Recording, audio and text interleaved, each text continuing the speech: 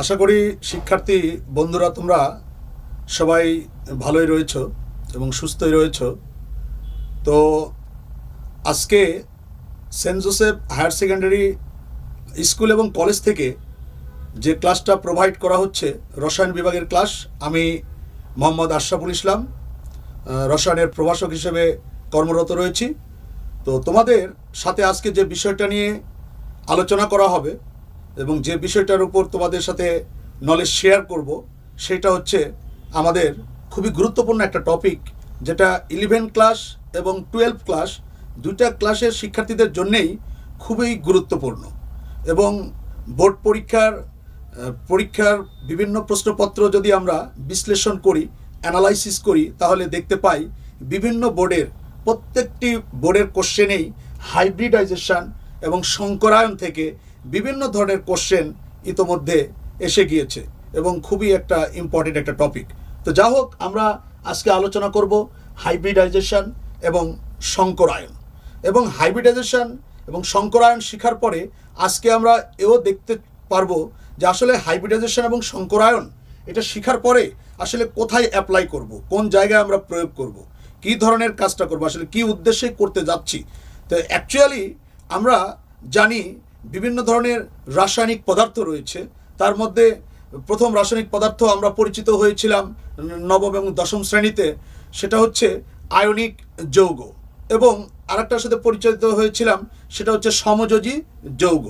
এখন এই যে সমযোজী যৌগ, এই সমযোজী যৌগের বিভিন্ন সমযোজী যৌগের অণুর আকার আকৃতি ব্যাখ্যা করার জন্য এবং shape of the covalent compound যেটাকে বলছি, সেটাকে এক্সপ্লেইন করার জন্য, তার আকৃতি কীরূপ হবে সেটা করার জন্য আমরা অ্যাকচুয়ালি এই সংকরায়নটা প্র্যাকটিস করে থাকি। তো যা হোক, আমরা পরবর্তীতে সেই আকৃতিগুলো আমরা দেখব, কিন্তু তার আগে আমাদেরকে জেনে নিতে হবে সংকরায়ন কি, অ্যাকচুয়ালি সংকরায়ন কিভাবে হয়, সংকরায়ন রসায়নের এলিমেন্টসের মধ্যে কোন বিষয়গুলোর সংকরায়ন হচ্ছে, সেই সংকরায়নগুলো আমরা দেখব। তো যাই হোক, সংকরায়ন শুরু করার আগে আমাকে আগে সংকরায়নের ডেফিনিশন এবং সংজ্ঞাটা দেখে নিতে হবে, আসলে সংকরায়ন বিষয়টা কি। তো ইংলিশে সেটাকে আমরা বলছি হাইব্রিডাইজেশন, বাংলাতে বলছি সংকরায়ন। তো দেখো, এই সংকরায়ন পড়ার আগেই আমরা বাজারে একটা প্রচলিত কথা রয়েছে হাইব্রিড। দেখো, কোনো কিছু কিনতে গেলে মানুষ বলে, অ্যাকচুয়ালি এই যে শশা কিনতে গেলে বলে এটা কি হাইব্রিড না দেশি। এই যে একটা কথা, আসলে হাইব্রিড যে কোনো জিনিসেরই মানে তোমার নর্মাল যে তোমার সাবস্টেন্স, তার চাইতে হাইব্রিডের এনার্জি বেশি থাকবে। তো সংকরায়ন যে হচ্ছে, অ্যাকচুয়ালি সংকরায়ন হবে অরবিটালের সংকরায়ন হবে, মেনলি পরমাণুর অরবিটালের সংকরায়ন হবে। তাহলে নর্মাল যে অরবিটাল, সেই অরবিটালের চাইতে সংকর যে অরবিটাল, সেই সংকর অরবিটালের এনার্জি হবে নর্মাল অরবিটালের চাইতে অনেক বেশি। তো যা হোক, আমরা সেই সংকরায়নের ডেফিনেশনের দিকেই যাচ্ছি। তো সংকরায়নের ডেফিনেশনের আগে একটু বলে নিই, এই সংকরায়ন কারা কারা প্রবর্তন করলেন। তো এখানে বলা হচ্ছে বিজ্ঞানী পলিং এবং স্লেটার, দুইজন বিজ্ঞানী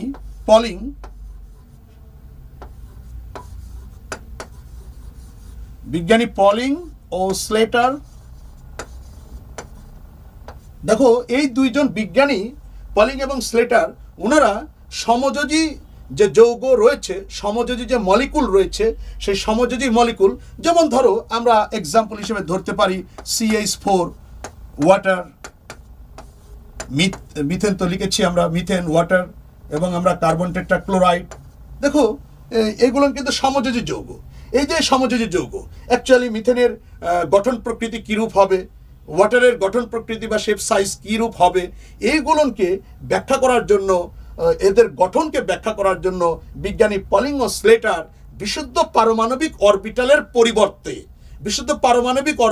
পরিবর্তে বলছে সংকর অরবিটালের ধারণা প্রবর্তন করেছেন বিজ্ঞানী পলিং এবং স্লেটার। তো সংকর অরবিটালের পরিবর্তন ধারণা করেছেন, তাহলে অবশ্যই তোমাকে আগে জানতে হচ্ছে সংকর অরবিটালটা কি। তো সংকর অরবিটাল কি, এইটা যদি আমরা ভালো করে না শিখি, তাহলে অবশ্যই এই যে মিথেন একটা সমযোজী অণু, ওয়াটার একটা সমযোজী অণু, কার্বন টেট্রাক্লোরাইড একটা সমযোজী অণু, এদের যে আকৃতি কীরূপ হবে সেটার ব্যাখ্যা কিন্তু আমাদের কাছে কারো কাছেই মানে খুব ভালোভাবে স্পষ্ট করে আমরা সেই ব্যাখ্যাগুলো দিতে পারবো না। তো অবশ্যই আমাদের জানলাম যে পলিং এবং স্লেটার অ্যাকচুয়ালি বিশুদ্ধ পারমাণবিক অরবিটালের পরিবর্তে এই সমযোজী অণুর গঠন প্রকৃতি ব্যাখ্যা করার জন্য শঙ্কর অরবিটালের প্রবর্তন করেছেন। তা আমরা সেই শঙ্কর অরবিটাল এবং শঙ্করায়ন সম্পর্কে এখন আমরা জানতে শুরু করব। কিভাবে দেখো, আমরা প্রথমে সংজ্ঞাটার দিকে একটু লক্ষ্য করি সবাই। তো সংজ্ঞাটার দিকে যদি আমরা লক্ষ্য করি, এখানে বলছে সমশক্তি সম্পন্ন অরবিটাল সমূহ, পরমাণুর সমশক্তি সম্পন্ন অরবিটাল, সেম এনার্জেটিক অরবিটাল, সমশক্তি সম্পন্ন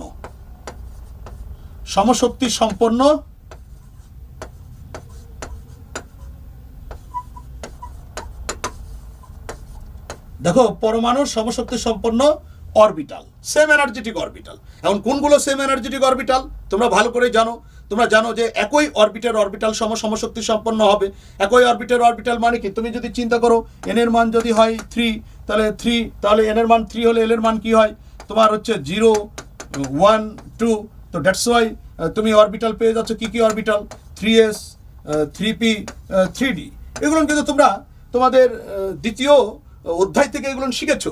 তাহলে এন এর মান 3 হলে তুমি 3টি অরবিটাল পেলে, তাহলে অবশ্যই এই 3s, 3p, 3d এই 3টি অরবিটালই কিন্তু সেম এনার্জেটিক অরবিটাল। এই জন্য দেখো সংজ্ঞাতে কিন্তু বলেছে সমশক্তি সম্পন্ন অরবিটাল সমূহ পরস্পরের সাথে মিলিত হয়ে যদি অধিক শক্তি সম্পন্ন একই রূপ সমান সংখ্যক আণবিক অরবিটাল উৎপন্ন করে, এই আণবিক অরবিটালকে বলা হয় শঙ্কর অরবিটাল। এবং এই শঙ্কর অরবিটাল তৈরির যে ঘটনা বা এই যে প্রক্রিয়া, এই প্রক্রিয়াকে বলা হয় কি শঙ্করায়ন বা হাইব্রিডাইজেশন। ওকে, তা আমরা আর একটু ভালো করে আরেকবার সংজ্ঞাটা তোমাদের বলবো।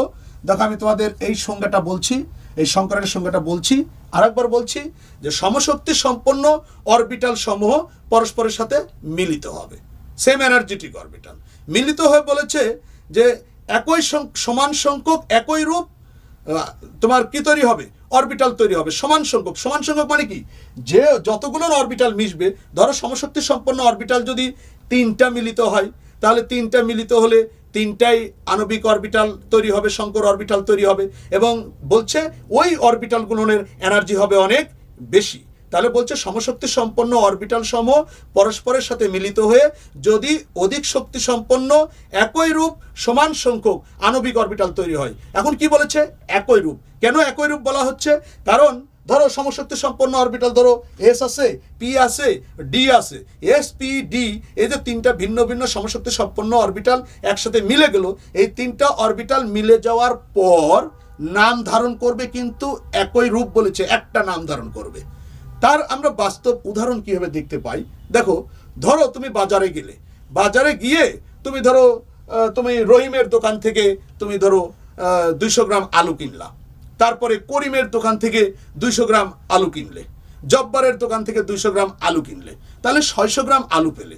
এই 600 গ্রাম আলু তুমি বাসায় নিয়ে এসে কি করছো, তুমি একটা পাতিলের মধ্যে সিদ্ধ করলে, সিদ্ধ করার পরে যখন এগুলো খোসা ছাড়িয়ে নেওয়া হলো, নাড়িয়ে তখন এটাকে কি করলে, মানে ধরো তুমি ভর্তার উদ্দেশ্যে এদেরকে মিক্সড করলে। তার মানে কি হলো, যখন তোমার মিক্সড করা হলো তখন এর নাম ধারণ করেছে কি বলো তো, তোমার আলু ভর্তা, একটা নাম ধারণ করেছে।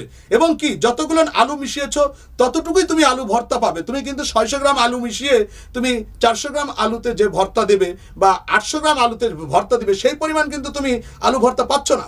এই জন্য কিন্তু বলছে যে সমশক্তি সম্পন্ন, এখন সবই তো আলু, কিন্তু দেখো আলু ভর্তা যখন হয়ে গিয়েছে তখন কি ওখান থেকে আর আইডেন্টিফাই করা পসিবল যে এই আলু ভর্তার মধ্যে কতটুকু আলু ভর্তা ওই রহিমের দোকান থেকে কেনা, কোন আলুটার ভর্তা, এটা কি ওই স্পেসিফিকভাবে কোন রহিমের দোকানের যে আলুটা এখানে এসে আলু ভর্তা তৈরি করেছে, এটা কি আর সম্ভব? সম্ভব না। তো এই জন্য বলা হচ্ছে যে একই রূপ হবে, রূপ হবে একটা, কিন্তু কি বলছে সেই রূপ কিভাবে হবে, একই রূপ সমান সংখ্যক, মানে যতগুলো অরবিটাল মিশ্রিত হবে ততগুলো শঙ্কর অরবিটাল তৈরি হবে এবং সেই শঙ্কর অরবিটালগুলোর নাম হবে একটাই। যেরকম আমরা ভিন্ন ভিন্ন ভিন্ন দোকান থেকে আলু নিয়ে এসেছিলাম, কিন্তু নাম হয়েছে একটাই, আলু ভর্তা, এবং কতটুকু আলু ভর্তা পেয়েছি, যতটুকু আলু মিশিয়েছি অতটুকুই আলু ভর্তা পেয়েছি। সুতরাং যে কয়টা অরবিটাল মিশ্রিত হবে ঠিক সে কয়টিই তুমি শঙ্কর অরবিটাল পাবে, তার বেশি কোনো শঙ্কর অরবিটাল পাওয়ার কোনো সম্ভাবনা নেই। আর এই জন্য সংজ্ঞাটা কিন্তু তোমাদের কাছে একেবারেই এখন পরিষ্কার হয়ে যাওয়ার কথা যে সমশক্তি সম্পন্ন অরবিটাল সমূহ পরস্পরের সাথে মিলিত হয়ে যদি অধিক শক্তি সম্পন্ন একই রূপ সমান সংখ্যক আণবিক অরবিটাল উৎপন্ন করে সেই অরবিটালকে বলা হয় শঙ্কর অরবিটাল, এবং এই ঘটনাকে বলা হয় শঙ্করায়ন। তো দেখো আমরা একটু এক্সাম্পল দেখলে আর একটু ক্লিয়ার হয়ে যাব। আমি তোমাদের এক্সাম্পল দেখাচ্ছি স্টুডেন্ট, তো এক্সাম্পল তোমরা দেখে নাও। এক্সাম্পলটা আমি তোমাদের দেখিয়ে দিচ্ছি। তো দেখো এখানে এক্সাম্পল হিসাবে আমি যদি ধরো তোমার প্রথমে কার্বনের একটা এক্সাম্পল ধরি, সরি আমি একটু রেড পেন ব্যবহার করে লিখি। তো দেখো তোমার আমি যদি কার্বনেরটাই ধরি, তোমরা ভালো করে জানো কার্বনের ইলেকট্রনিক কনফিগারেশন যদি অ্যাকর্ডিং টু হার্নস প্রিন্সিপল লেখা হয় তাহলে কিভাবে লিখতে হবে? অবশ্যই তোমাকে লিখতে হবে 1s 2s 2px 2py 2pz। এখন ইলেকট্রনিক কনফিগারেশন ভালো করে জানো হার্নস প্রিন্সিপল অনুসারে, এটা আগে তোমরা পুরো করেছো অলরেডি, 1 1 1 1। এখন দেখো যদি এখানে আমরা লক্ষ্য করি, অবজার্ভ করি electronic configuration, same energetic orbital actually কোনগুলো সেম এনার্জেটিক অরবিটাল? তাহলে সেম এনার্জেটিক অরবিটাল অবশ্যই কি তোমার বলো এখানে তোমার 2s 2px 2py এবং 2pz। দেখো এই কয়টা কিন্তু সেম এনার্জেটিক অরবিটাল, এবং তুমি ক্যালকুলেট করো how many same energetic orbital of the electronic configuration. অবশ্যই 4টি রয়েছে, 4টির মধ্যে কয়টি এস আর কয়টি পি? দেখো একটা এস অরবিটাল রয়েছে এবং 3টি পি অরবিটাল রয়েছে। তার মানে কি সেম এনার্জেটিক অরবিটালের মধ্যে একটা এস অরবিটাল আছে, 3টা পি অরবিটাল আছে। তার মানে অবশ্যই একটা এস এবং 3টা পি মিলে একটা অরবিটাল শঙ্কর অরবিটাল তৈরি করেছে। তাহলে আমরা অবশ্যই বলতে পারি কি এটার নাম হবে দেখো sp3। তার মানে sp3 শঙ্কর অরবিটালের নাম ধারণ করলো sp3। কেন? কারণ মিশেছে কয়টা অরবিটাল? একটা এস এবং 3টা পি অরবিটাল মিলে হয়েছে sp3। তাহলে যদি sp3 হয়, কিন্তু sp3 কয়টা হবে? এখন এটা প্রশ্ন, sp3 তৈরি হবে কয়টা? কারণ এখানে মিশেছে কয়টা? দেখো একটা দুইটা, ফলো করো, sp3 কয়টা মিশেছে আমাদের? sp3 অবশ্যই মিশেছে 1 2 3 4। তার মানে দেখো এই যে টোটাল 4টা অরবিটাল মিশ্রিত হয়েছিল, হয়ে নাম ধারণ করেছে sp3। সুতরাং sp3ও হবে কিন্তু 4টা, অবশ্যই sp3 হবে 4টা। ওকে, sp3 হবে অবশ্যই 4টা। দেখো sp3 4টা sp3 তৈরি হয়েছে কিন্তু অলরেডি। তো 4টা sp3 যে তৈরি হলো, তাহলে প্রত্যেকটা sp3-তে কয়টি করে ইলেকট্রন থাকবে? দেখো 2s এর নাম কিন্তু আর 2s নেই শঙ্কর অরবিটাল যখন হয়ে যাবে, কারণ যখন অনলি 2s অরবিটাল তখন সেটা অবশ্যই পারমাণবিক অরবিটাল। কারণ এই শঙ্কর অরবিটাল অণু গঠনে অংশগ্রহণ করবে, কারণ এই কার্বন অন্য যার সাথে যে পরমাণুর সাথে বন্ধন গঠন করবে সেই বন্ধন গঠনের সময় তোমার এই শঙ্কর অরবিটালটাই অংশগ্রহণ করবে। সুতরাং শঙ্কর অরবিটালকে কিন্তু বলা হয়েছে আণবিক অরবিটাল। সংজ্ঞার দিকে আবারও খেয়াল করো, বলা হয়েছে সমশক্তি সম্পন্ন অরবিটাল সমূহ যদি পরস্পরের সাথে মিলিত হয়ে অধিক শক্তি সম্পন্ন একই রূপ সমান সংখ্যক আণবিক অরবিটালের কথা বলা হয়েছে, পারমাণবিক অরবিটাল নয়, আণবিক অরবিটাল তৈরি করে, তবে সেই অরবিটালকে বলা হচ্ছে শঙ্কর অরবিটাল, এবং এই অরবিটাল তৈরির এই ঘটনাকে বলা হচ্ছে শঙ্করায়ন। সুতরাং এগুলো হচ্ছে আণবিক অরবিটাল, কারণ এটা অণু গঠনে অংশগ্রহণ করছে। তাহলে 2s কিন্তু পারমাণবিক অরবিটাল, 2px পারমাণবিক orbital, 2py 2pz this is atomic orbital. But যখন কার্বন কি যৌগ গঠন করতে পারে না? Different type of compound carbon form করে থাকে। যেমন দেখো তোমরা জানো কার্বন দিয়ে কি মিথেন তৈরি করা সম্ভব নয়, কার্বন দিয়ে কি তোমার কার্বন ডাইঅক্সাইড তৈরি করা সম্ভব নয়, কার্বন দিয়ে কি কার্বন ক্লোরাইড কি তৈরি করা সম্ভব নয়। এই যে different type of compound carbon তৈরি করছে, তার মানে কি কার্বনের এই তোমার শঙ্কর অরবিটালগুলো হাইড্রোজেনের অরবিটালের সাথে তোমার ওভারল্যাপিং করবে। তোমরা শঙ্করায়নের আগে একটা অংশ রয়েছে ওভারল্যাপিং, অধিক্রমণ। তার মানে কি ওভারল্যাপিং করবে, কার্বনের সাথে অক্সিজেনের পরমাণু যুক্ত হয়েছে, কার্বনের সাথে ক্লোরিন পরমাণু যুক্ত হয়েছে। তো এই যে শঙ্করায়ন, এই জন্য শঙ্করায়নে বলা হচ্ছে শঙ্কর অরবিটালটা হচ্ছে আণবিক অরবিটাল, এটা পারমাণবিক অরবিটাল নয়। তো সুতরাং আমাদের আণবিক অরবিটাল নিয়ে কথাবার্তা হচ্ছে। তো এখন কথা হচ্ছে 2s এর নাম আর 2s নেই, কারণ 2s হয়ে গিয়েছে কি, 2s হয়ে গিয়েছে sp3, 2px হয়ে গিয়েছে sp3, 2py হয়ে গিয়েছে sp3, কারণ 2pz হয়ে গিয়েছে sp3। কারণ আমরা আগেই বলেছি সমশক্তি সম্পন্ন অরবিটাল সমূহ যদি পরস্পরের সাথে মিলিত হয়ে অধিক শক্তি সম্পন্ন একই রূপ বলেছে, কারণ এখানে সবগুলো মিলেছে একই রূপ। দেখো মানে যতগুলো মিলেছে 4টে মিলে একই রূপ হয়েছে, কারণ ওই যে সব দোকানের আলু নিয়ে এসে যখন তুমি আলুকে সিদ্ধ করে খোসা ছাড়িয়ে ভর্তা বানালে নাম কিন্তু হয়েছে আলু ভর্তা। ওখানে কিন্তু আর বলা যাচ্ছে না রহিমের দোকানের আলু ভর্তা, জব্বারের দোকানের আলু ভর্তা, করিমের দোকানের আলু ভর্তা, এরকম কিন্তু আমরা কথা বলছি না, আমরা শুধু ডাকছি আলু ভর্তা। তো ঠিক এরকম এগুলো সব শঙ্কর অরবিটাল, কিন্তু শঙ্কর অরবিটালকে একই নামে ডাকতে হয়, একটাই নামে ডাকতে হয়। কিন্তু ওই একটাই নাম বিশিষ্ট শঙ্কর অরবিটাল কতটি অরবিটাল তৈরি হবে সেটা টোটালটাই নির্ভর করবে তোমার যে কয়টি পারমাণবিক অরবিটাল মিশ্রিত হবে সে কয়টি অরবিটাল এখানে তৈরি হবে শঙ্কর অরবিটাল। তো সেটাই বলা হচ্ছে স্টুডেন্ট, তোমরা ভালো করে দেখে নাও, আমরা শঙ্কর অরবিটাল পেয়েছি। এখন কথা আসতে পারে, কি প্রশ্ন আসতে পারে? প্রশ্ন আসতে পারে স্যার এই যে তোমার কার্বনের সংকরায়ন কি সব ক্ষেত্রেই একরকম হবে? নো, সব ক্ষেত্রে একরকম হবে না। এই প্রত্যেকটা পরমাণুর সংকরায়ন হবে ওই পরমাণুটা কেমন ধরনের যৌগ গঠন করে আছে তার উপর। আবারও ভালো করে শুনে নাও, সংকরায়ন নির্ভর করবে কার উপর? পরমাণুটি কেমন ধরনের যৌগ গঠন করে আছে তার উপর। যেমন তুমি চিন্তা করো এই যে মিথেনের যে সংকরায়ন এবং কার্বন ডাইঅক্সাইডের কার্বনের সংকরায়ন কি একরকম হবে? নো, একরকম হবে না।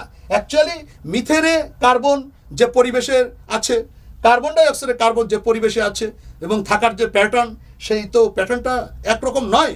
সুতরাং কি হবে, এই পরমাণু কোন ধরনের যৌগের মধ্যে বিদ্যমান রয়েছে তার উপর ডিপেন্ড করে সংকরায়ন নির্ভর করে। তো যা হোক, সেটাই আমরা করলাম। এখানে আমরা এক্সাম্পল হিসেবে দেখিয়েছি। তো সংকরায়ন এমনও হতে পারে, সমশক্তি সম্পন্ন অরবিটাল শুধুমাত্র এই যে 2s 2px এই দুইটা মিলে সংকরায়ন হতে পারে। তাহলে সেই সংকরায়নের নাম কি হবে? sp হবে, কারণ একটা s আর একটা p মিলেছে, সুতরাং তার নাম হয়ে যাবে কি বলো? তার নাম হয়ে যাবে sp। তাহলে কয়টা sp হবে? নিশ্চয়ই তাহলে 2টা sp হবে। কথাটা বুঝতে হবে। কিন্তু যদি আবার আমরা এরকম হয় যে আমরা এরকম দেখলাম যে s আর 2টা p মিলে একটা সংকরায়ন হয়েছে, তাহলে অবশ্যই সেই সংকরায়নের নামটা কি হবে? sp2। এবং কয়টা sp2 তৈরি হবে? অবশ্যই 3টা মিলেছে, তাহলে 3টা sp2 তৈরি হবে। এখন শঙ্কর অরবিটালে ইলেকট্রন থাকবে কয়টা সেটা একটা বিষয়। শঙ্কর অরবিটালে এই যে ধরো এখানে sp3 হয়েছে, এই সকল sp3-তে কয়টি করে ইলেকট্রন থাকবে? কথা হচ্ছে 2s তো sp3, 2px sp3, 2py sp3, 2pz sp3। এই যে sp মানে কি? দুইটা যদি sp আমি বলি, এখানে যদি আমি বলি যে দুইটা sp, আমার যদি এভাবে বলি যে দুইটা sp তৈরি হয়েছে, তাহলে অবশ্যই কি দুইটা sp, তার মানে কি 2s একটা sp, 2px একটা sp। আমরা যদি বলি 3টা sp2 হয়েছে, তার মানে কি sp2 এবং sp2। এই যে বলছি, এখন আলোচনার বিষয় হচ্ছে কি, আলোচনার বিষয় যে এই শঙ্কর অরবিটালে ইলেকট্রন থাকবে কিভাবে এবং কোন ইলেকট্রনগুলো থাকবে। তাহলে 2s যেহেতু sp3 নাম ধারণ করেছে, সুতরাং 2s এর এই ইলেকট্রনটাই তোমার থাকবে কোথায়? 2s এর এই ইলেকট্রনটাই থাকবে আমাদের, এই যে 2s এর এই ইলেকট্রনটাই থাকবে sp3-তে। আবার 2px এর ইলেকট্রন থাকবে sp3-তে। এখন যদি তুমি বলো যে আমরা হার্টজ প্রিন্সিপাল অনুসারে ইলেকট্রনিক কনফিগারেশন করলাম, কিন্তু 2s এ রয়েছে 2টি ইলেকট্রন, তাহলে অবশ্যই sp3-তে 2টা ইলেকট্রন থাকবে। বিষয়টা হচ্ছে এরকম। তো ওকে, আমরা সেই সম্পর্কে ক্লিয়ার হলাম। এখন আমরা আস্তে আস্তে আরও যদি সামনের দিকে আগাই, তাহলে অবশ্যই আমরা আর একটু পরিষ্কার হয়ে যাব। তবে আমরা একেবারেই যে আমরা সামারি যেটা বলতে পারি যে সংকরায়নের সংজ্ঞাটা আমরা শিখলাম, এবং পরমাণুর সংকরায়ন নির্ভর করবে পরমাণুটি কেমন ধরনের যৌগে বিদ্যমান রয়েছে, কেমন ধরনের অণু গঠন করে আছে, সেই বিষয়ের উপরই নির্ভর করবে পরমাণুর সংকরায়ন। এখন কথা হচ্ছে সংকরায়ন দিয়ে আমরা কি করব? আমরা সংকরায়ন দিয়ে অবশ্যই কি করব বলেছি, সমযোজী যৌগের সমযোজী অণুর আকার আকৃতি আমরা ব্যাখ্যা করব। যে অ্যাকচুয়ালি ধরো এই যে মিথেন অণুর আকৃতি কি রূপ হবে, কার্বন ডাই অক্সাইডের আকৃতি কি রূপ হবে, তারপরে কার্বন টেট্রাক্লোরাইডের আকৃতি কি রূপ হবে, তারপর তুমি যদি বলো যে ওয়াটারের আকৃতি কি রূপ হবে, তারপরে জেনন ডাইফ্লোরাইডের আকৃতি কি রূপ হবে, তুমি যদি বলো সালফার হেক্সাফ্লোরাইডের আকৃতি কি রূপ হবে। হাউ টু এক্সপ্লেইন, কিভাবে ব্যাখ্যা করবে? অবশ্যই তোমাকে শঙ্করায়নের ওপর ভিত্তি করেই ব্যাখ্যা করতে হবে। তো এটাকে বলা হয় অণুর আকার আকৃতি, টপিকটাও বলা যায়, কিন্তু অণুর আকার আকৃতিকে ব্যাখ্যা করার জন্য অবশ্যই আমাদের শঙ্করায়ন লাগবে। সেই হিসেবে আমরা শঙ্করায়নটা নিয়ে আসছি। তা আমরা শঙ্করায়ন শিখে ফেললাম। এখন অ্যাকচুয়ালি বিভিন্ন অণুর আকার আকৃতি কিভাবে ব্যাখ্যা দিব সেই সম্পর্কে একটু আমরা যেতে চাচ্ছি।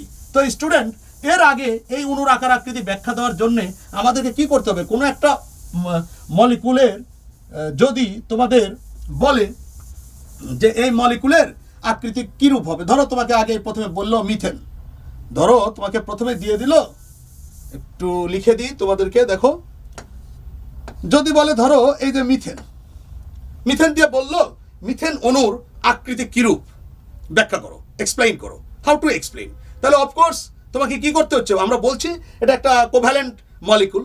কেন কোভ্যালেন্ট মলিকুল? আমরা জানি, সেই ছোটবেলা থেকে শিখে আসছি যে যদি দুইটা তোমার কি হয়, নন মেটাল যদি অ্যাকোমোডেট হয়, দুইটা নন মেটাল যদি বন্ড ফরমেশন করে, তাহলে অবশ্যই সেটা সমযোজী অণু। তো দেখো সেই সমযোজী অণুতে এখন যদি আমরা বলি মিথেনের আকৃতি কিরূপ হবে, তখন যে কোনো সমযোজী যৌগের যদি তুমি আকৃতি এক্সপ্লেইন করতে যাও, তাহলে প্রথমে মনে রাখবে তোমাকে ওই সমযোজী যৌগের, ওই সমযোজী অণুর কেন্দ্রীয় পরমাণু, সেন্ট্রাল অ্যাটমের শঙ্করায়ন করতে হবে।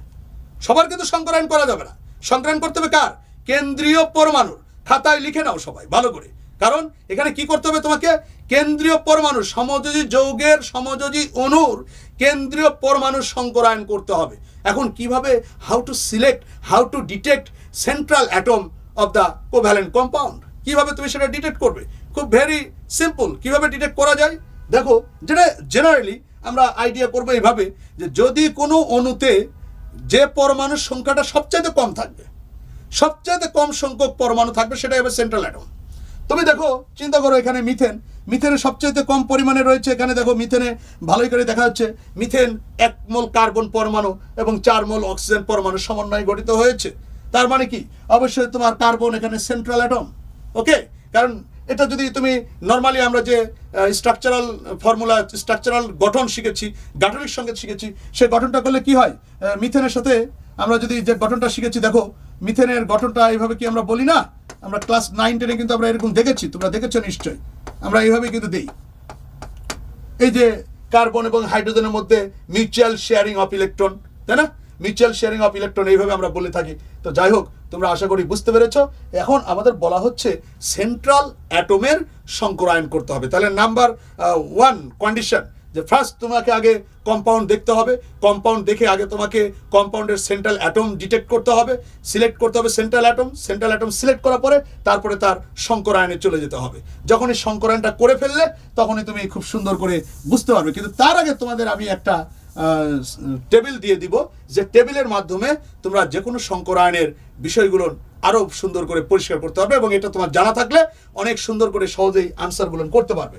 যেমন কি দেখো, সেইটা টেবিলটা একটু লক্ষ্য করো, আমরা নিয়ে আসছি। আমি দেখো একটা শক দিয়ে দিলাম তোমাদের, ভালো করে লক্ষ্য করো এই শকটি। দেখো আমরা হরেক রকম শঙ্করায়ন পাবো। তো এখানে এই টেবিলে এবং এই বোর্ডে তোমাদের যে ধরনের শঙ্করায়নটা রয়েছে, ভালো করে লক্ষ্য করো যে শঙ্করায়নগুলো একটু আগে দেখো।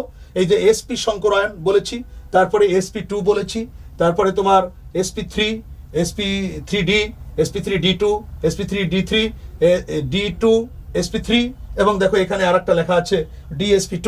তার মানে কি, তুমি যে কেমিস্ট্রি তোমার যে এইচএসসি সিলেবাসে যে পড়াশোনা করবে, এই পড়াশোনার মধ্যে তোমার এই শঙ্করায়নের বাইরে আর কোনো শঙ্করায়ন নাই। এই শঙ্করায়ন যদি তুমি কমপ্লিট করতে পারো, এনাফ।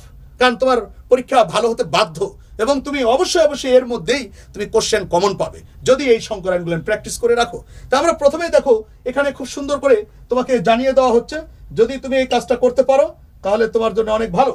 সেটা কি? প্রথমে দেখো sp, তোমাকে এটা মাথায় মনে রাখতে হবে। কারণ যদি কোনো যদি কোনো অণুর কেন্দ্রীয় পরমাণুর শঙ্করায়ন হয়ে যায় sp, তুমি চোখ বন্ধ করে বলে দিতে পারো ওর আকৃতি হবে সরল রৈখিক, দ্যাট ইজ লিনিয়ার, হবেই হবে। এটা রুলস, সরল রৈখিক। এবং বলছে তার বন্ড অ্যাঙ্গেলটা কত হবে, এটা বন্ড অ্যাঙ্গেল তোমরা লিখে রাখো উপর দিয়ে। এই যে এই জায়গায় তোমরা লিখে রাখো বন্ধন শক্তি, এখানে লিখো শঙ্করায়ন, আর এখানে লিখো আকৃতি। আর এগুলো তো উদাহরণ দিয়েছি কি কি মলিকুলসের মধ্যে আমরা মোটামুটি খুঁজে পাবো, তোমাদের সুবিধা হবে এগুলো এক্সাম্পল থাকলে। তো দেখো প্রথমে বলছি এসপি, তাহলে আকৃতি হবে সরল রৈখিক, বন্ড অ্যাঙ্গেল হবে 180 ডিগ্রি, এবং আমরা এখানে যে কম্পাউন্ডগুলো প্র্যাকটিস করব, carbon dioxide, beryllium chloride, beryllium hydride, mercuric chloride. Okay, তাহলে এটা একটা ফর্মুলা পেয়ে গেলে। তারপরে দেখো তুমি sp2 যদি তুমি খুঁজে পাও, কোনো একটা মলিকুলের কেন্দ্রে সেন্ট্রাল অ্যাটমের তুমি সংকরায়ন যদি খুঁজে পাও sp2, তুমি যদি sp2 বাহির করো, তাহলে অবশ্যই তোমাকে ধরতে হবে সেই মলিকুলটা, শেপটা হবে, সেই সমযোজী যৌগের আকৃতি হবে কি বলতো, ত্রিভুজীয়, ত্রিভুজীয় এবং ট্রাইগোনাল। তাহলে ত্রিভুজ এবং ট্রাইগোনাল যদি হয়, তাহলে অবশ্যই তোমার কি হচ্ছে, এটা আকৃতি ত্রিভুজীয় ট্রাইগোনাল হলে বন্ড অ্যাঙ্গেল হচ্ছে 120 ডিগ্রি। এবং দেখো তোমার example boron trichloride, boron trifluoride, এবং এই যে এই আয়নগুলো দেওয়া হচ্ছে রেডিক্যাল, এইগুলো এই যে নাইট্রেট রেডিক্যাল, আর এটা কার্বনিয়াম আয়ন বলা হচ্ছে, মিথাইল কার্বনিয়াম আয়ন বলা যায়। আসলে এই পজিটিভটা তোমার এখানে হবে না, পজিটিভটা হবে কার্বনের উপর থাকে অ্যাকচুয়ালি। ওকে, পজিটিভটা কার্বনের উপর থাকবে। ওকে, তো এদের হবে ত্রিভুজীয়। তারপর আমরা আসি, দেখো sp3 তে আসলে যেটা হচ্ছে, আমাদের আকৃতি হবে চতুস্তলকীয়, তোমার বন্ড অ্যাঙ্গেল হবে 109 ডিগ্রি 28 মিনিট, এটাকে বলতে হয় 109 ডিগ্রি 28 মিনিট। ওকে, অ্যাঙ্গেল যেটা ক্যালকুলেট করার রুলস আর কি, নিয়ম 109 ডিগ্রি 28 মিনিট। এবং দেখো তোমার এখানে মলিকুলগুলো দেওয়া রয়েছে, মিথেন, কার্বন টেট্রাক্লোরাইড, অ্যামোনিয়াম যৌগমূলক দেওয়া রয়েছে, এবং সালফেট যৌগমূলক। ওকে, তারপরে তুমি চলে আসো এখানে sp3d হলে কি হচ্ছে, sp3d হলে হচ্ছে দ্বিপিরামিডীয়, ত্রিভুজীয় দ্বিপিরামিডীয় হবে। এখানে শুধু দ্বিপিরামিডীয় লেখা আছে, এখানে হবে ত্রিভুজীয় দ্বিপিরামিডীয়। ওকে, একটু কারেকশন করতে হবে, লিখতে হবে আবার, এখানে তোমরা ফলো করবে ত্রিভুজীয় দ্বিপিরামিডীয়। আমি তাহলে উপরেরটা মুছে দিয়ে টেট্রাহেড্রাল জায়গায় আমি ত্রিভুজীয়টা দিয়ে দিলাম এখন। তাহলে আমাদের এখানে ত্রিভুজীয় দ্বিপিরামিডীয় বলতে হবে, ত্রিভুজীয় দ্বিপিরামিডীয়, এটাকে ইংরেজিতে বলে ট্রাইগোনাল বাইপিরামিডাল, ট্রাইগোনাল বাইপিরামিডাল। তো যেহেতু দেখো এখানে শেপ আছে কিন্তু দুইটা, দেখো ত্রিভুজীয় দ্বিপিরামিডীয়, দ্বিপিরামিডীয় শেপ আছে, ত্রিভুজীয় আছে, এই জন্য দেখো বন্ড অ্যাঙ্গেল কিন্তু আবার দুইটা দেওয়া হয়েছে, 120 ডিগ্রি ও 90 ডিগ্রি।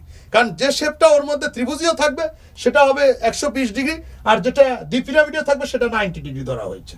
ওকে, সেটার এক্সাম্পল আমরা দিয়েছি phosphorus pentafluoride, sulphur tetrafluoride, chlorine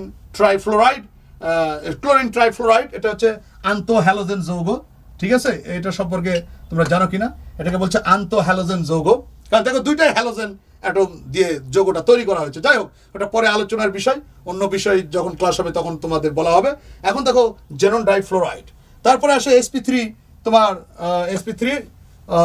sp3d2, দেখো sp3d2 অষ্টতলকীয়, এবং এখানে 90 ডিগ্রি, এখানে 90 ডিগ্রি হবে, এটা অবশ্যই ডিগ্রি দিতে হবে 90 ডিগ্রি, এবং সালফার হেক্সাফ্লোরাইড এবং জেনন টেট্রাফ্লোরাইড। ওকে স্টুডেন্ট, তাহলে আমরা এখন sp3d3 পঞ্চকোণীয় দ্বিপিরামিডীয়, এবং বলা হচ্ছে তোমার 72 ডিগ্রি ও 90 ডিগ্রি, আয়োডিন হেপ্টাফ্লোরাইড, জেনন হেক্সাফ্লোরাইড। আর এখন দেখো এই যে d2sp3, তুমি খেয়াল করো এখানে খুব ভালো করে জিনিসটা লক্ষ্য করো তোমরা, যেখানে বলা হচ্ছে যে d2sp3, তাহলে এই যে d2sp3 হলো, এই জায়গার মধ্যে দেখো খুঁজে দেখো sp3d2 রয়েছে, এই যে এইটা খেয়াল করো, দেখো sp3d2 আছে না, লক্ষ্য করো sp3d2 রয়েছে, আবার এখানে আমরা পেলাম d2sp3।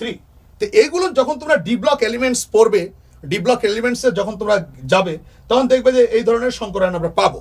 ওকে, তো এইটা দিয়ে হয় অষ্টতলকীয়, লিখে নাও অষ্টতলকীয়, আমরা একটু লিখে দিই, এটা হচ্ছে অষ্টতলকীয় হবে।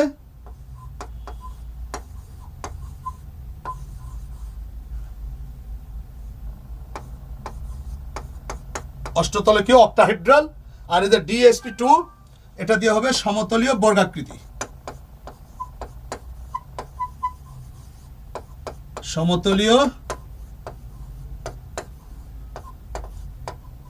সমতলীয় বর্গাকৃতি। ওকে, তো এই হচ্ছে দেখো আমরা যে রুলসটা দিলাম এই রুলসটা কিন্তু তোমার সবসময় মনে থাকতে হবে। এরপর কিছু ব্যতিক্রম রুলস আছে, ওইটা আমরা যদি আজকে সময় পাই তো আজকেই হবে, না হলে নেক্সট ক্লাসে হবে।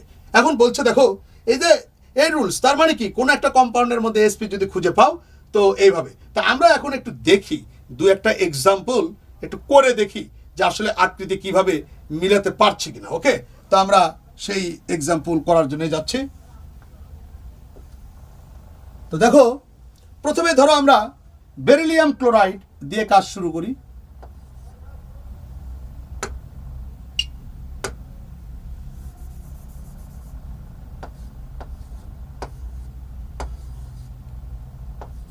বেরিলিয়াম ক্লোরাইড, তাহলে বেরিলিয়াম ক্লোরাইডে আকৃতি কিরূপ আমাকে দেখতে হচ্ছে। তো দেখো এখন তোমাদের কাছে প্রশ্ন আসতে পারে, স্যার বেরিলিয়াম তো ধাতব পদার্থ, তাহলে সেটা আবার কিভাবে সমযোজী যৌগ হয়?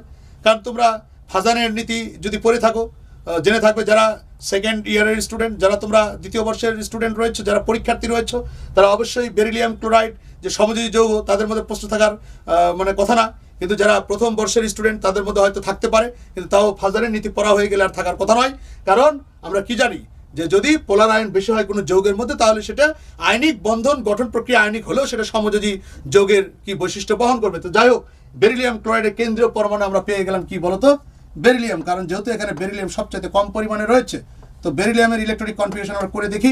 এখন বেরিলিয়ামের দেখতে হবে সেটা সাইড যে প্রোডাক্ট, সাইড যে এলিমেন্ট, পার্শ্ব যে পরমাণু, সেই পরমাণু কয়টি রয়েছে? সেই পরমাণু দেখো দুইটা রয়েছে। তার মানে কি বেরিলিয়ামের সাথে দুইটা ক্লোরিন পরমাণুর সাথে বেরিলিয়ামের সমযোজী বন্ধন গঠন করতে হবে। আর সবসময় তোমরা মনে রাখবে সমযোজী বন্ধন গঠন তখনই সম্ভব যখন অরবিটালে সিঙ্গেল একটা ইলেকট্রন থাকবে। আগে অরবিটালে আনপেয়ার্ড ইলেকট্রন থাকতে হবে। আনপেয়ার্ড ইলেকট্রন যদি না থাকে কখনোই সেই পরমাণুর ওই অরবিটালটি সমযোজী বন্ধনে অংশগ্রহণ করতে পারবে না। কারণ সমযোজী বন্ধনের অংশগ্রহণের কথা হচ্ছে কি বলতো, মিউচুয়াল শেয়ারিং অফ ইলেকট্রন। কারণ উভয় পরমাণুই একটি একটি করে ইলেকট্রন দেবে। এখন বলা হচ্ছে যদি কোনো একটা অরবিটালে আগের থেকেই দুইটা জোড়া ইলেকট্রন থাকে তাহলে সেটা তো সমযোজী বন্ধনে যাবে না। তো এই জন্য আমাকে এখন চিন্তা করতে হবে বেরিলিয়াম যে দুইটা ক্লোরিন পরমাণুর সাথে তোমার কি বন্ধন সমযোজী বন্ধনে অংশগ্রহণ করবে, তাহলে বেরিলিয়ামের অবশ্যই দুইটা অযুগ্ম ইলেকট্রন বিশিষ্ট অরবিটাল থাকতে হবে। সেটাই খুঁজতেছি, দেখি আমরা সেই সংকরানটা করি কি অবস্থা হয় দেখি। তাহলে বলা হচ্ছে বেরিলিয়ামের নর্মাল ইলেকট্রনিক কনফিগারেশন যেটা আমরা দেখি 1s এবং 2s, কি হচ্ছে 2 এবং 2, এইটা আমরা জানতাম। এখন তোমরা ভালো করে জানো, তোমরা ক্লাস নবম এবং দশম শ্রেণীতে পড়েছো। কিভাবে পড়েছো? যে পরমাণু উত্তেজিত অবস্থায় তার নিজেদের মধ্যেই মানে সমশক্তি সম্পন্ন অরবিটাল সমূহে ইলেকট্রন স্থানান্তরের মাধ্যমে অযুগ্ম ইলেকট্রনের সংখ্যা বা কি মানে পরিবর্তন করতে পারে। এখন দেখা যায় অযুগ্ম ইলেকট্রন এখানে আপাতত দেখছি না, তাহলে আমরা হান্টস প্রিন্সিপাল অনুসারে যদি ইলেকট্রনিক কনফিগারেশন করি এবং বেরিলিয়ামকে যদি আমরা এক্সাইটেড লেভেলে নিয়ে যাই, তাহলে আমরা অবশ্যই এক্সাইটেড লেভেলের সিম্বল দিতে হবে। দেওয়ার পরে তাহলে কি হবে 1s এবং দেখছি 2s এবং সমশক্তি সম্পন্ন অরবিটাল হচ্ছে 2px। তাহলে 1s 2s 2px। এখন দেখো এখানে খুব ভালো করে 2, এখানে 2s এর যে দুইটা ইলেকট্রন ছিল একটা ইলেকট্রন এখানে থাকবে, একটা সমশক্তি সম্পন্ন অরবিটালে কি করলো, শিফট করে দিল, স্থানান্তর করে দিল। দেওয়ার পরে দেখো দুইটা অযুগ্ম ইলেকট্রন তৈরি হয়ে গেল। তার মানে আমি শিওর হয়ে গেলাম দুইটা অযুগ্ম ইলেকট্রন যখন তৈরি হয়েছে অবশ্যই ক্লোরিন পরমাণুর সাথে কি দুইটি সমযোজী বন্ধন তৈরি করা এখন সম্ভব। ওকে, এখন আমরা একটু লক্ষ্য করে দেখি কি হচ্ছে। এখন দেখো এখানে সংকরায়ন এখন আমরা দেখব সমশক্তি সম্পন্ন অরবিটাল কোনটা, এস আর পি অরবিটাল সমশক্তি সম্পন্ন অরবিটাল। তাহলে এস আর পি অরবিটাল যদি সমশক্তি সম্পন্ন অরবিটাল হয় তাহলে অবশ্যই আমাদের সংকরায়নের নাম কি হবে, এসপি সংকরায়ন হবে। আর এসপি সংকরায়ন হলে 2s কি হবে, 2s এসপি তে পরিণত হয়ে যাবে। তাহলে একটা এস আর একটা পি মিলে হয়েছে, তাহলে এসপি এবং দেখো এসপি তে চলে আসবে ওই একটা ইলেকট্রন, আবার 2px এর নাম হয়ে যাবে এসপি এবং হয়ে যাবে একটি ইলেকট্রন। দেখো এই যে আমরা পেয়ে গেলাম। এখন দেখো মজার ব্যাপার কি, যে তাহলে ক্লোরিনের ইলেকট্রনিক কনফিগারেশন করে দেখি ক্লোরিনের কোন অরবিটালের ইলেকট্রনের সাথে এই সংকর অরবিটাল মেনলি তোমার কি করছে, ওভারল্যাপিং করছে, অধিক্রমণ করছে, করে তোমার সমযোজী বন্ধন গঠন করে থাকবে। তো দেখো একটু ফলো করি আমরা ক্লোরিনের ইলেকট্রনিক কনফিগারেশন যদি আমরা করে দেখি, ক্লোরিনের কিন্তু তুমি সংকরায়ন করতে পারবে না, সংকরায়ন করতে হবে কার, কেন্দ্রীয় পরমাণু। ক্লোরিনের নর্মালি ইলেকট্রনিক কনফিগারেশন তুমি লিখতে পারবে হান্টস প্রিন্সিপাল অনুযায়ী, কিন্তু সংকরায়ন ব্যাখ্যা দেওয়া যাবে না। এখন এবার দেখো তাহলে এটা ক্লোরিনের কি 1s 2s 2p 3s 3px 3py 3pz। এখন তোমরা ভালো করে জানো, বলতে পারো যে স্যার আপনি 2p-কে ইয়ে করলেন না কেন, আমি 2p-কে কেন তোমার ডিস্ট্রিবিউট করলাম না 2px 2py 2pz এইভাবে। আসলে 2px 2py 2pz যদি আমি এরকম ভাগ করি, কিন্তু 2p-তে তো 6টা ইলেকট্রন আছে, সবটাতে তো দুইটা করে পড়বে। এই জন্য ভিতরে যদি আমরা নাও করি তাতে খুব একটা বেশি প্রবলেম হবে না। আমরা লাস্টের যে অরবিটাল সেটাকে করলাম। তো দেখো 2 2 2 1, দেখো এটা। এখন লক্ষ্য করো ক্লোরিনের 3pz অরবিটালে একটা অযুগ্ম ইলেকট্রন রয়েছে। তার মানে কি প্রত্যেকটা ক্লোরিন পরমাণুরই 3pz অরবিটাল কিন্তু তোমার এই যে শঙ্কর অরবিটালের ইলেকট্রনের সাথে মিউচুয়াল শেয়ারিং হচ্ছে। তাহলে দেখো এখন আমরা শঙ্করায়ন পেয়ে গিয়েছি বেরিলিয়ামের। কি শঙ্করায়ন পেয়েছি? sp। তাহলে sp শঙ্করায়ন পেলে আমাদের ইয়ে কি হবে, তোমার আকৃতি কিরূপ হবে বলো দেখি।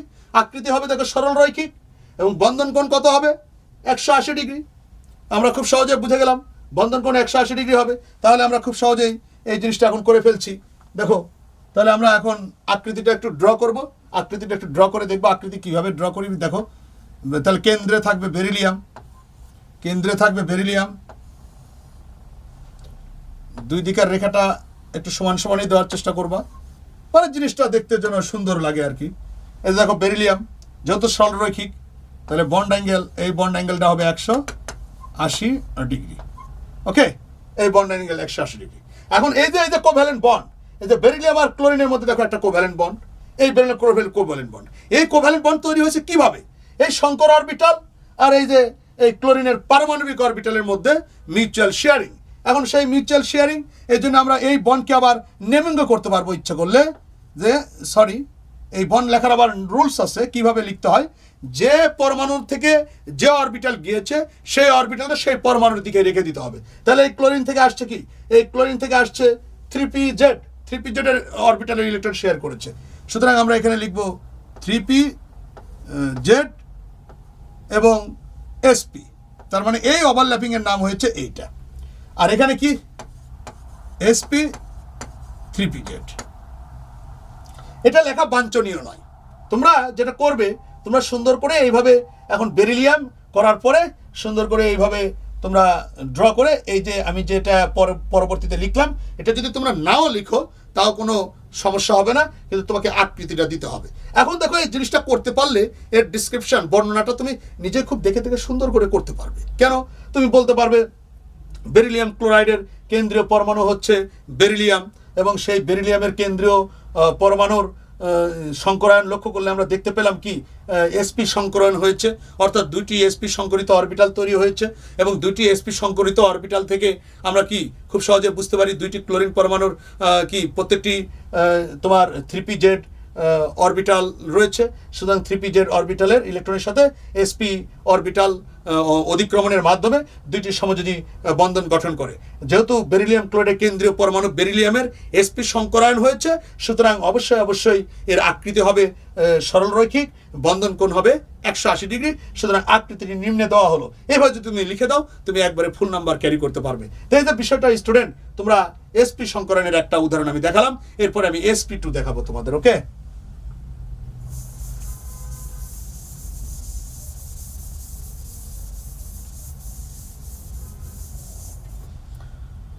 এবার নেক্সট আর একটা কম্পাউন্ড আমরা দেখি, বোরন ট্রাইক্লোরাইড।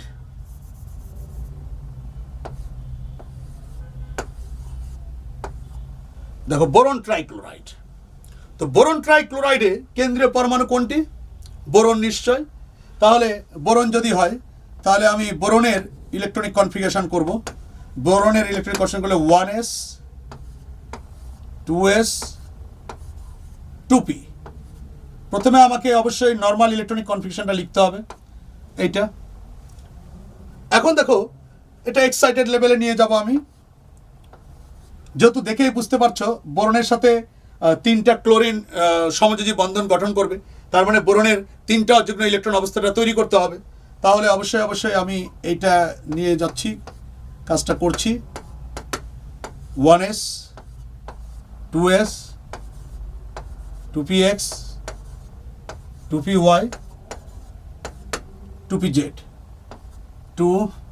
দেখো এখানে ফলো করো, এখানে 2s এ দুইটা ইলেকট্রন রয়েছে, 2p তে একটা ইলেকট্রন আছে, তাহলে 2s এর একটা ইলেকট্রন শিফট করবে, স্থানান্তর করবে, তাহলে 1 2 3, তার মানে আমার দেখো 2pz প্রয়োজন পড়ছে না। ওকে, এখন দেখো এখানে সমশক্তি সম্পন্ন অরবিটাল কয়টি হলো? সমশক্তি সম্পন্ন অরবিটাল কিন্তু হলো তোমার তিনটার মধ্যে একটা s আর কি দুইটা p অরবিটাল। তাহলে একটা s আর যদি দুইটা p অরবিটাল হয় তাহলে অবশ্যই আমার সংকরের নামটা কি হবে? সংকরের নাম হবে sp2। তাহলে sp2 যদি হয়, এখন ভালো করে ফলো করো, 2s কি আর 2s রয়েছে? 2s এর নাম তো আর 2s নাই, তাহলে অবশ্যই হয়ে গিয়েছে কি? হয়ে গিয়েছে sp2। তাহলে sp2 1, মানে 2s এর ইলেকট্রন sp2 তে চলে আসবে, তারপর 2x এ কি হবে? sp2 1 sp2 1। লক্ষ্য করো, এখন দেখো ক্লোরিনের সেই যথারীতি তুমি যদি ক্লোরিনের ইলেকট্রন কনফিউশন করো, ওই দেখবে 3pz অরবিটালে তোমার একটা ইলেকট্রন রয়েছে, কিছুক্ষণ আগেই করলাম, আবার করো 1s 2s 2p 3s 3px 3py 3pz, তাহলে 2 2 6 2 2 1। ওকে, এখন আমরা দেখতে পাচ্ছি যে বোরনের যে তিনটা সংকরিত অরবিটাল, প্রত্যেকটা সংকরিত অরবিটালেই তোমার কি রয়েছে? একটি করে অযুগ্ম ইলেকট্রন রয়েছে। তার মানে কি, এই যে এই তিনটা সংকরিত অরবিটাল আমি যেটা পেয়েছি এখানে, এই যে sp2, এই sp2 তিনটা sp2ই কি করবে? এই যে তিনটা ক্লোরিন পরমাণুর 3pz অরবিটালের সাথে ওভারল্যাপিং করবে, ওভারল্যাপিং করে তোমার তিনটা সমযোজী বন্ধন তৈরি করবে। তাহলে তিনটা সমযোজী বন্ধন যদি এখন তৈরি করতে যায়, তাহলে অবশ্যই আমাদের এখন তিনটা সমযোজী বন্ধন যে তৈরি হবে এটা আমরা শিওর হয়ে গেলাম। কিন্তু এখন কথা হচ্ছে এর আকৃতি কিরূপ হবে? আকৃতি কিরূপ হবে? অবশ্যই যেহেতু সংকরায়ন তুমি ঘোষণা করেছো sp2 হচ্ছে, তাহলে আকৃতি কি হচ্ছে? আকৃতি অবশ্যই ত্রিভুজীয় হচ্ছে। sp2 হলে কি? ত্রিভুজীয়। এবং বন্ড কি? বন্ড অ্যাঙ্গেল অবশ্যই কি হবে? বন্ড অ্যাঙ্গেল হবে 120 ডিগ্রি। তাহলে 120 ডিগ্রি হচ্ছে। ওকে স্টুডেন্ট, আমরা এখন আকৃতিটা একটু ড্র করে দিই। ওকে, ত্রিভুজ আকৃতি ড্র করব, বোরন ট্রাইক্লোরাইড ত্রিভুজ আকৃতি আমরা ড্র করছি। ওকে, তাহলে সেন্ট্রালে থাকবে boron,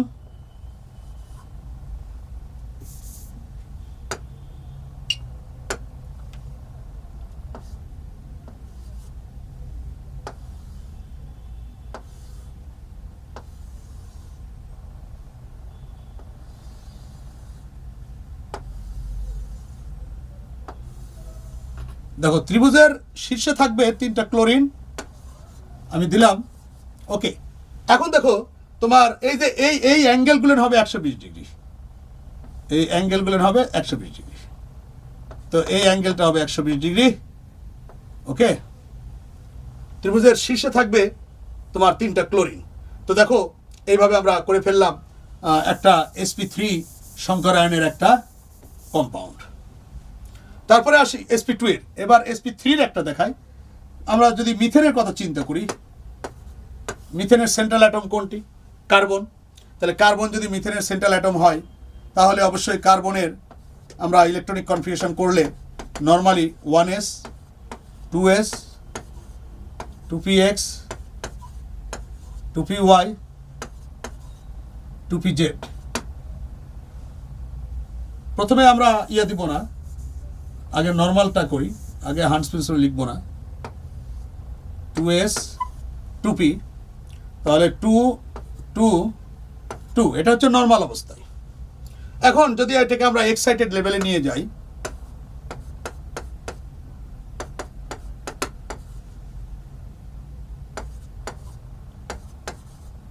two P x 2py 2pz, তাহলে 2, দেখো এখানে 2pতে তো দুইটা রয়েছে, তাহলে 2px আর 2py চলে গেল, তাহলে 2s একটা এক্সেস আছে, সেটা আমরা স্থানান্তর করে দিলেই, শিফট করে দিলেই আমাদের এখানে অযুগ্ম ইলেকট্রনের সংখ্যা দেখো তৈরি হয়ে গেল 4টা। কারণ আমাদের 4টে তো অযুগ্ম ইলেকট্রন লাগবে, আমাদের 4টা অযুগ্ম ইলেকট্রন লাগবে। কেন? যেহেতু তোমার মিথেনে 4টা হাইড্রোজেন পরমাণু রয়েছে, কার্বনের সাথে 4টা হাইড্রোজেন পরমাণু সমযোজী বন্ধন হবে। তো এখন হাইড্রোজেনে দেখা যাচ্ছে কি, হাইড্রোজেনে তোমার রয়েছে 1s1। তাহলে এখন কথা হচ্ছে যে আমাদের যত 4টা সমযোজী বন্ধন গঠন করতে হবে, তাহলে আমাদের সংকর অরবিটাল তো 4টা লাগবে। আমাদের এখানে কিন্তু sp2 করে লাভ নেই, কারণ sp2 করলে তো সংকর অরবিটাল তোমার তৈরি হবে 3টা, আর sp3 করলে সংকর অরবিটাল হবে 4টি। সুতরাং আমাদের এই টোটালটাই সংকরায়নে অংশগ্রহণ করবে সমশক্তি সম্পন্ন অরবিটাল। তাহলে আমাদের 4টা sp3 সংকরিত অরবিটাল তৈরি হবে, sp3 1 sp3 1 sp3 1 sp3 1। তো দেখো এই যে সংকর অরবিটাল তৈরি হলো, এই সংকর অরবিটাল যেহেতু তুমি বুঝতে পারছো যে sp3 সংকর হলে, সংকরায়ন যদি হয় অরবিটালের যদি সংকরায়ন sp3 হয়, তাহলে তোমার চতুস্তলকীয় আকৃতি হবে এবং 109 ডিগ্রি 28 মিনিট হবে। এখানে বন্ড অ্যাঙ্গেল হবে 109 ডিগ্রি। দেখো এই যে 109 ডিগ্রি 28 মিনিট চতুস্তলকীয়। তো আমরা অবশ্যই এখন সেই ফিগারটা আমরা ড্র করে দিব। দেখো তাহলে সেই ফিগারটা যদি আমরা ড্র করি তাহলে কি হবে, তাহলে সেন্ট্রালে থাকবে অবশ্যই তোমার কার্বন থাকবে সেন্ট্রালে। কার্বন দিলাম, কার্বন দেওয়ার পরে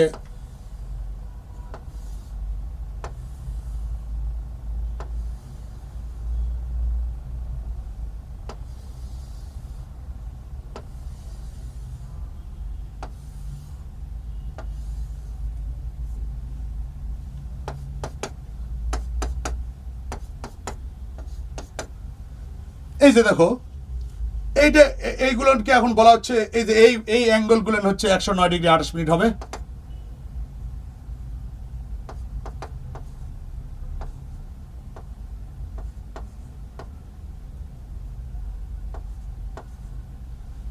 ডিগ্রি 28 মিনিট, মানে প্রতিটা অ্যাঙ্গেলই 109 ডিগ্রি 28 মিনিট হবে।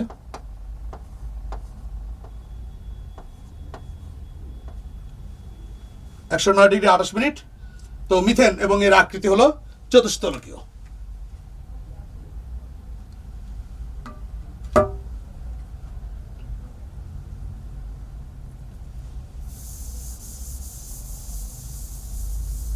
তো এরপরে আমরা দেখব কিছু কম্পাউন্ড রয়েছে যাদের আকৃতি সাথে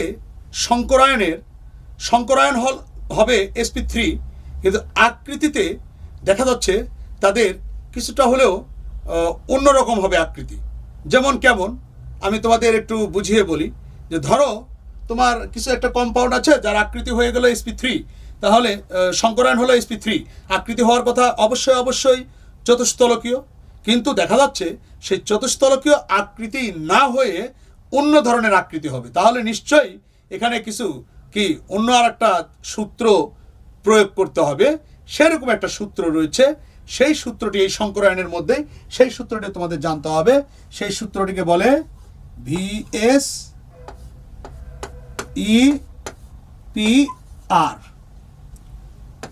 এই সূত্রটা জানতে হবে। এটাকে আমরা অনেক সময় ভেসপার বলি, আসলে ভেসপার নয়, VSEPR। এর পুরো যে রূপটা হচ্ছে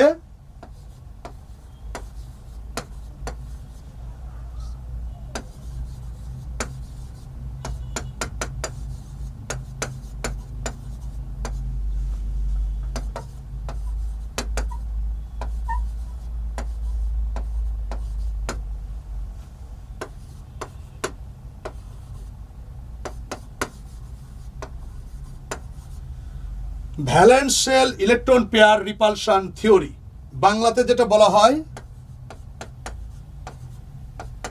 বন্ধন বন্ধন বন্ধন জোর